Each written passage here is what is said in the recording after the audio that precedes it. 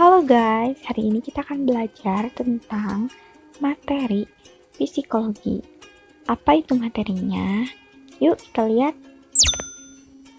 Nah, ini adalah nama-nama orang yang akan membahas materi kita kali ini.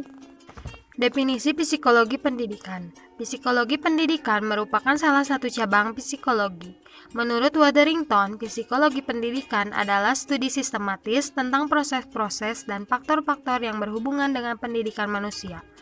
Menurut Muhyiddin Syah, 2002, menyatakan bahwa psikologi pendidikan adalah sebuah disiplin psikologi yang menyelidiki masalah psikologis yang terjadi dalam dunia pendidikan.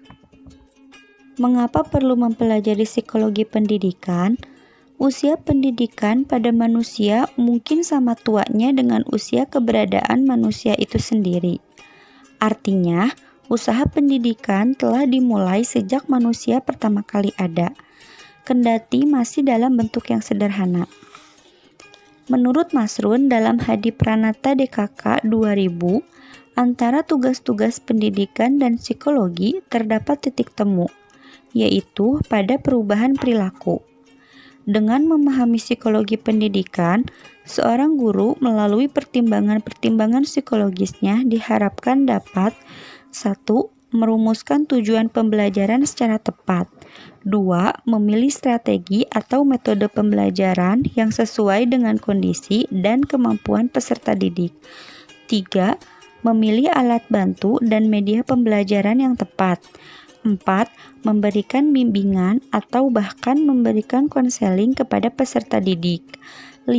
Memotivasi belajar peserta didik. 6. Menciptakan iklim belajar yang kondusif. 7. Berinteraksi dengan peserta didik secara baik dan disenangi. 8. Menilai hasil belajar peserta didik.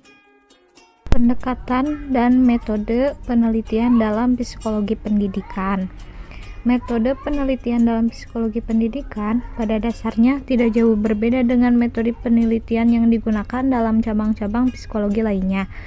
Metode yang pertama-tama digunakan dalam lapangan psikologi adalah spekulasi, menurut Walgito 1997.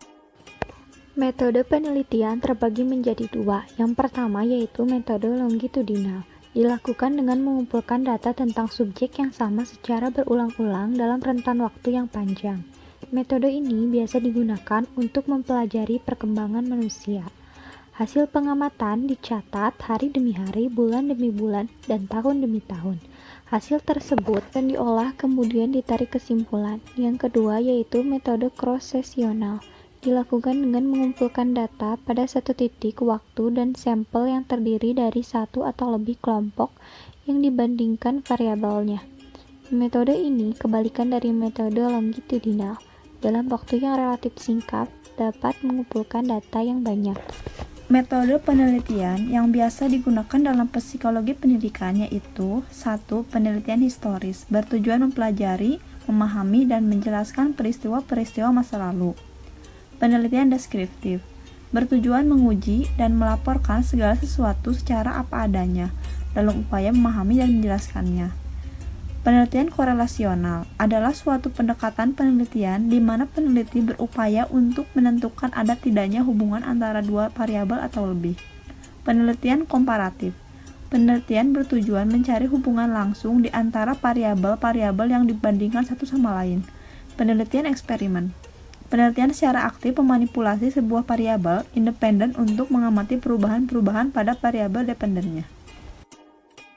Teknik penelitian. Ada beberapa teknik penelitian. Yang pertama, angket. Yang dimaksud angket yaitu angket disebut juga dengan kuesioner, yaitu teknik pengumpulan data mengetahui pemberian daftar pernyataan yang disusun secara sistematis sesuai dengan tujuan penelitian. Angket terbagi menjadi dua. Yang pertama, angket langsung, dan yang kedua, angket tidak langsung. Teknik penelitian selanjutnya yaitu interview atau wawancara. Metode pengumpulan data dengan jalan tanya jawab antara dua pihak atau pencari informasi dan pemberi informasi. Interview atau wawancara terbagi menjadi dua. Yang pertama, interview terstruktur. Yang kedua, interview tidak terstruktur. Teknik penelitian yang ketiga yaitu observasi. Metode pengumpulan data dengan jalan pengamatan dan pencatatan secara sistematik fenomena-fenomena yang diteliti. Observasi terbagi menjadi 3. Yang pertama, observasi partisipan. Yang kedua, observasi sistematik. Yang ketiga, observasi eksperimental. Terima kasih telah menonton. Semoga ilmu yang kami sampaikan dapat diterima dan bermanfaat bagi kalian ya. Jangan lupa share dan juga like.